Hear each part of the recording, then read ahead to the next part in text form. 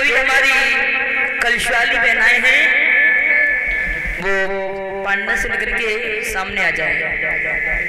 हाँ, जितनी भी कलशवाली कन्याएं हैं वो पांडाल से निकल के सामने आ जाए।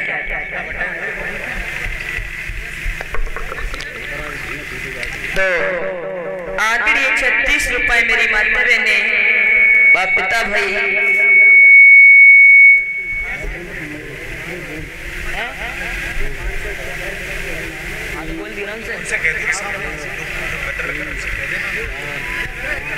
उधर मुँह कराओ सामने को।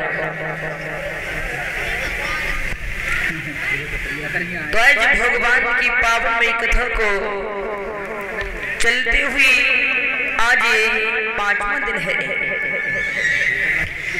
भगवान भोले बाबा प्रिया पार्वती जी को कैलाश पर्वत पर विराजमान होकर के भगवान की पावनमयी कथाएं श्रवण कराते हैं। और यही भगवान की पवित्रमयी कथा महाराज काकभूषण गरुड़ जी को नीलगिरि पर्वत पर विराजमान होकर के सुना रही है।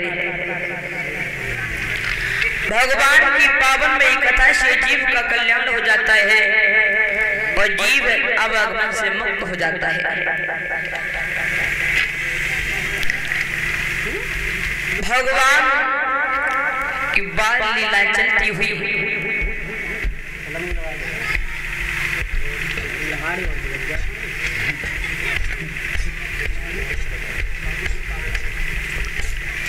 महाराज भगवान श्री राम की चर्चाएं चल रही है कि भगवान श्री राम ने किस तरह से अवतार लिया और भगवान भूतल पर कब आए। तो महाराज भगवान श्री राम भूतल पर जब आते हैं, जब जब भूतल पर अत्याचार बढ़ता है, पृथ्वी का भार हल्का करने के लिए भगवान आते हैं। महाराज दशरथ महाराज के घर में कोई संतान नहीं थी, तो दशरथ महाराज बड़ा दुखी थे, क्योंकि दुख हर किसी को होता है घर में संतान न हो तो दशरथ महाराज के घर में 3 रानियों के उधर से कोई संतान नहीं थे, बड़ा दुखी थे।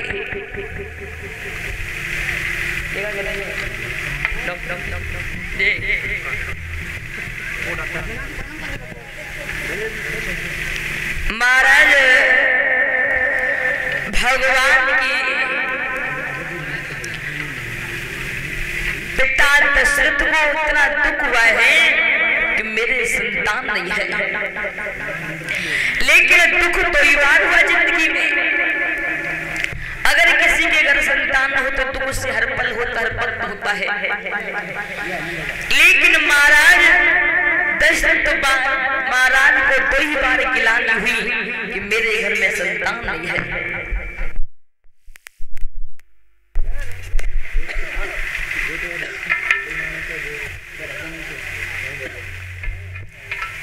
दशरथ महाराज बड़ा दुखी हुए। एक दिन महाराज दशरथ ने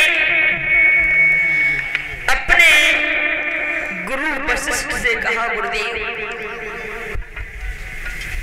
मेरे घर में कोई संतान नहीं है।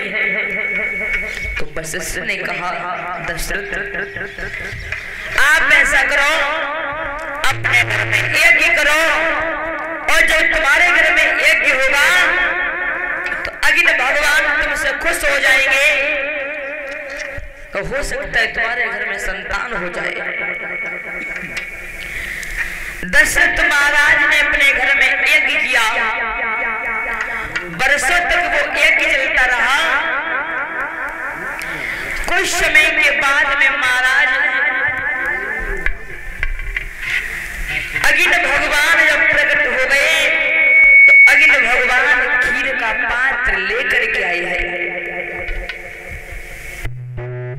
खीर का पात्र महाराज वो दशरथ को दिया है, इसे ले जाओ अपनी रानियों को खिला देना।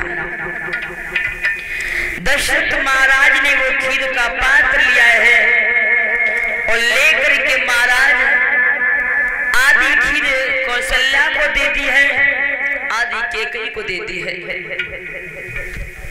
लेकिन सुमित्रा को कोई भाग नहीं दिया। परीक्षित महाराज ने प्रश्न कर दिया, कहा गुरुदेव कौशल्या कैकेयी रानी थी लेकिन रानी सुमित्रा थी, सुमित्रा को भाग क्यों नहीं दिया? समझाते ही परीक्षित, दो रानियों को जब भाग दिया तो दोनों रानियों ने अपने अपने भाग से आधा करके सुमित्रा को दे दिया। कुछ समय व्यतीत हुए और दशरथ महाराज के घर में दोनों रानियों ने खीर सुमित्रा को दी है, उससे तीनों रानी गर्भवती हुई है। दशरथ महाराज बड़ा खुश हुए हैं।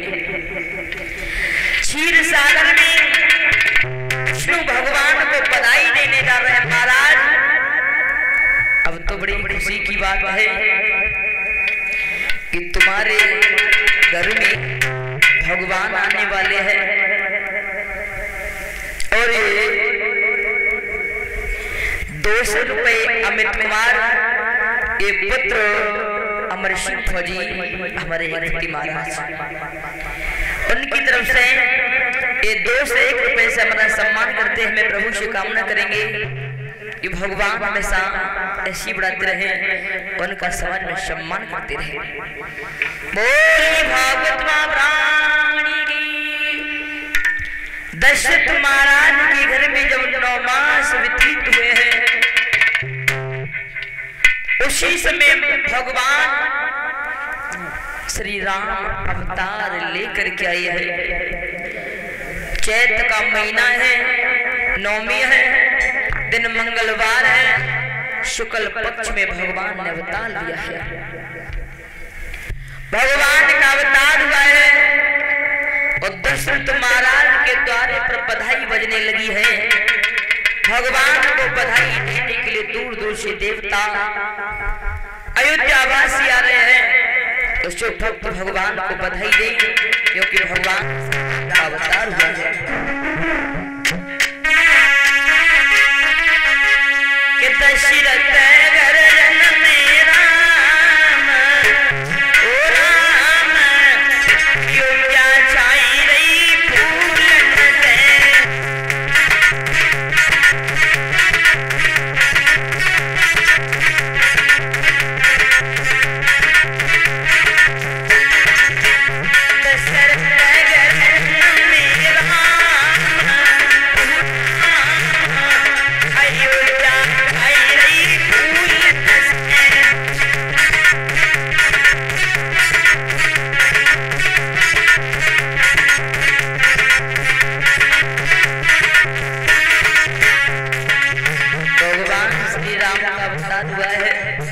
कम से कम खड़े होकर के भगवान को बधाई दे दे।